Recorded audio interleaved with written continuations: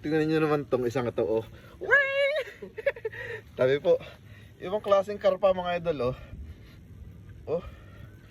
At kakaiba, para siyang ano, parang bigik na, oh, parang yung nasa aquarium fish na goldfish na umbok. Oh. At saka rin mga idol, oh, yung tunghod, ang laki. Ayan, yung biya. Oh. Ay, mga idol, matakaw to sa ano, sa biwas. Pagka yung mga hipon ang pain. Ayan.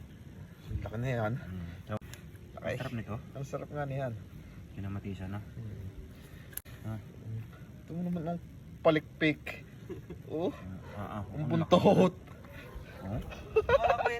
Parang sirena. Kaya nga, ano pa, oh, tinan mo yun. Wala na, Ray. Nakarpa. Oh, ang laki niya. Nakarbods. Mga idol.